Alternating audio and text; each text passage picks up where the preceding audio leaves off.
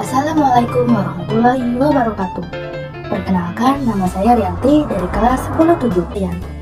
Baiklah, ada beberapa yang akan saya jelaskan dalam video ini, seperti pengertian, fungsi, peran, tujuan, manfaat, dan jenis pegadaian. Mari simak videonya. Seperti yang sudah saya sebutkan tadi, pertama-tama saya akan menjelaskan pengertian dari pegadaian. Pegadaian merupakan lembaga keuangan yang memberikan kredit dengan masyarakat dengan cara khusus, yaitu hukum gadai. Menurut hukum gadai, calon peminjam mempunyai kewajiban untuk menyerahkan hartanya sebagai jaminan kepada pihak penggadaian.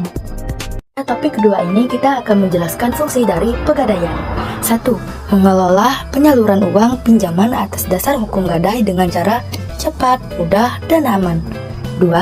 Menciptakan dan mengembangkan usaha-usaha lain yang menguntungkan bagi masyarakat ataupun perusahaan. Dan ketiga, mengawasi pengelola perusahaan. 4. Melakukan penelitian dan pengembangan. 5. Mengelola organisasi, tata kerja, dan laksana. Nah, kita lanjut ke topik ketiga, yaitu peran pegadaian. Ada beberapa peran dalam pegadaian, yaitu 1. Pegadaian sebagai usaha yang unik. Kedua, pegadaian di antara lembaga perkreditan lain. Ketiga, pegadaian sebagai jaring pengaman sosial. Dan keempat, peran pegadaian dalam menggalang ekonomi kerakyatan. Setelah kita memahami peran dalam pegadaian, kita lanjut ke tujuan pegadaian. Sifat usaha pegadaian pada prinsipnya menyediakan pelayanan bagi kemanfaatan umum, sekaligus memupuk keuntungan berdasarkan prinsip pengelola. Oleh karena itu, pegadaian pada dasarnya mempunyai tujuan-tujuan pokok sebagai berikut. 1. Turut melaksanakan program pemerintah di bidang ekonomi dan pembangunan nasional, pada umumnya melalui penyaluran uang pinjam atas dasar hukum gadai. Kedua, mencegah praktek pegadaian gelap dan pinjaman tidak wajar. Ternyata pegadaian juga mempunyai manfaatnya loh, yaitu 1.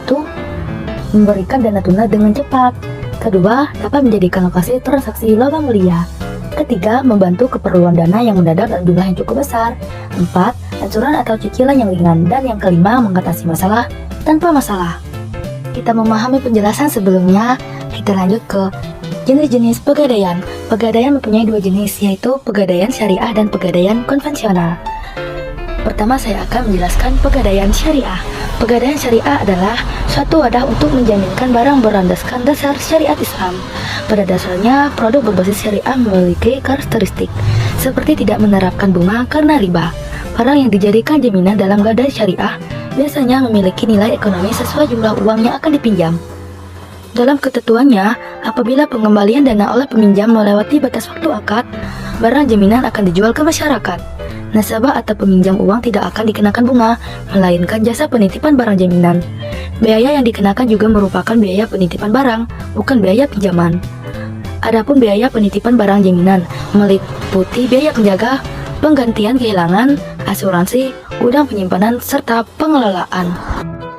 Setelah kita menjelaskan pegadaian syariah, kita lanjut menjelaskan tentang pegadaian konvensional. Pegadaian konvensional adalah suatu wadah untuk menjaminkan barang agar mendapatkan uang dan menebusnya kembali setelah jangka waktunya terlewati. Pegadaian konvensional biasanya menentukan bunga atau sewa modal berdasarkan jumlah pinjamannya. Apabila pengembalian pinjamannya melebihi batas waktu, barang jaminan akan dilelang kepada masyarakat.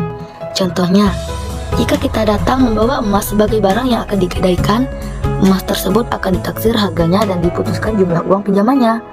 Perhitungan biaya pinjaman ini dihitung tiap 15 hari, kemudian akan naik di hari ke-16 dan seterusnya. Pinjaman ini memiliki tanggal jatuh tempo, sehingga harus segera dilunasi. Apabila tidak melunasi pinjaman dan bunganya, barang jaminan akan dilelang hingga tanggal tertentu. Berikut adalah beberapa contoh gambaran dari pegadaian konvensional dan pegadaian syariah. Baiklah teman-teman, mungkin hanya itu yang dapat saya jelaskan dari materi ekonomi tentang pegadaian. Semoga dapat dipahami dan bermanfaat. Terima kasih. Wassalamualaikum warahmatullahi wabarakatuh.